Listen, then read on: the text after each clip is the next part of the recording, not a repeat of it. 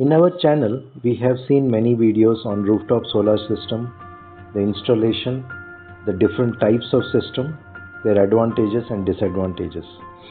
In this video, we will look at the solar power production of these systems. So how much does a 1 kilowatt system produce in real life? First, let us look at how much is expected. A quick Google search will tell us that 1 kilowatt of system will produce roughly 4 units of electricity on a sunny day.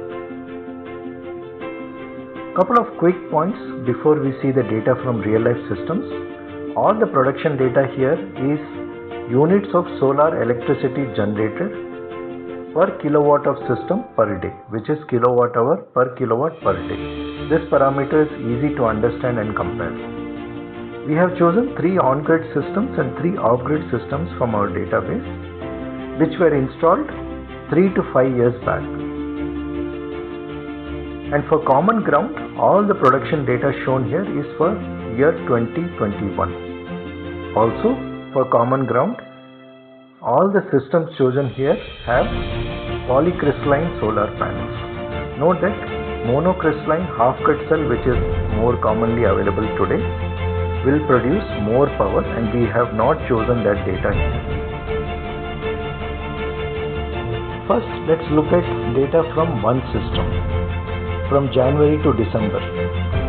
We are showing here the data for 4 kilowatt on-grid system from January to December of 2021.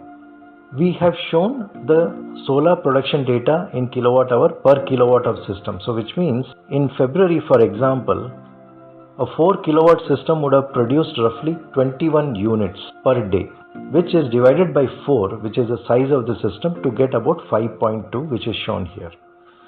Per kilowatt data makes it easier for us to compare the production data for different systems, which can be of different sizes. As we can see, the production is higher in the first half of the year compared to second half.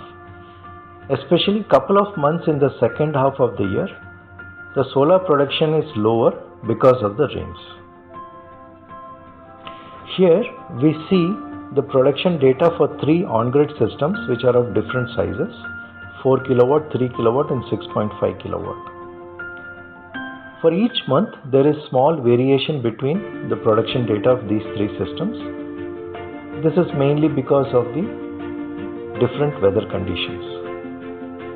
For system 3, in the month of April, the solar power production is low. The main reason is, for this particular customer, in the month of April, the EB power had lot of voltage fluctuation issues, which was rectified by EB in the same month. After May, this solar production is back to normal for this system.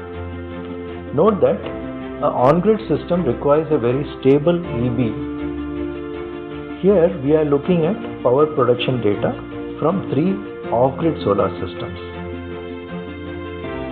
Note that here there is significant difference between these 3 systems. For example, for off-grid system 3 here, the customer preferred that the battery should always be full for any emergency. Such customer preferences can be set in an off-grid solar system, and it does affect the solar power production accordingly. Generally, an off-grid system will produce more power if the usage is more. Here we are trying to compare the power production from the on-grid and the off-grid system, for which we have selected the first of each system from our previous data.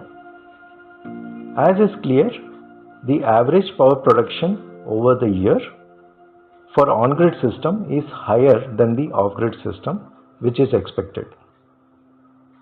Note that in this video we are talking only about the solar power production, and we should not choose off-grid or on-grid system based only on power production. There are other videos which talk about the advantages and disadvantages of each of these systems.